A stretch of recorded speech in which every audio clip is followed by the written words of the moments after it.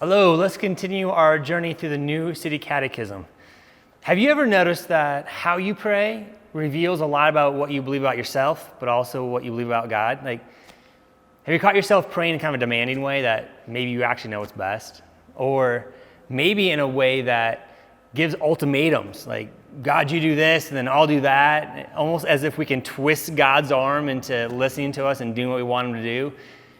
Or maybe you find yourself sometimes approaching God kind of sheepishly, with some fear, kind of uncertainty that maybe God will listen to you, maybe he won't. Maybe his response to you is, okay, great, now what? Yeah, go ahead, talk. What do you want to say?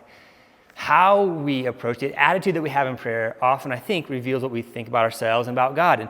And today's question and answer gets at that. Here is the question. This is question 39. With what attitude should we pray? Here's the answer. With love, perseverance, and gratefulness, in humble submission to God's will, knowing that, for the sake of Christ, he always hears our prayers.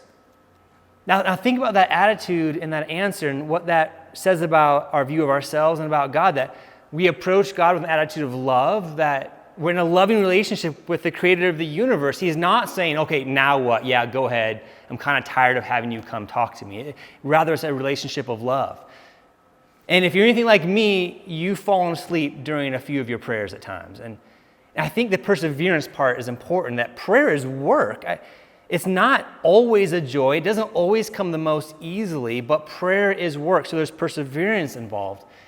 And there's also an attitude of gratefulness, that even the gift that we have to talk to our God is indeed a gift of grace. It's been given to us, and something that we should express thankfulness and have an attitude of thankfulness for, that we even get to talk to the God of the universe in the first place. Then the answer goes on. It says, in humble submission to God's will. So rather than an attitude of demanding as if we know what's best, we humbly approach God with our prayer requests and submitting to what our good and perfect and sovereign God decides to actually do with that prayer request. Here's the last part of the answer. Knowing that for the sake of Christ, he always hears our prayer. So rather than approaching God with an attitude of fear or sheepishly or uncertainty, we can approach with boldness, knowing that our God actually hears us because of the work of Jesus. It's a beautiful truth.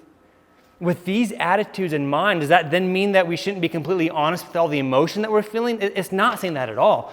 You can still be completely transparent and honest with all the things that you're feeling. We're learning about them in the Psalms, aren't we? With lament and even the anger and the different things that we're experiencing. We can be completely honest and transparent with God with those. But yet there's still an attitude of seeing that simply as a gift to be able to do that before God. Going before God boldly, knowing that he hears us. Knowing that often it's work, so there's perseverance involved. And also knowing that's already within a context of a relationship of love, not one of fear. It's a beautiful truth for us. This is how Paul puts it in Philippians chapter 4, verse 6. You may be very familiar with this verse. This is what he writes. Do not be anxious about anything, but in everything, by prayer and supplication, with thanksgiving, let your requests be known to God. It's a beautiful truth. Again, what's the question?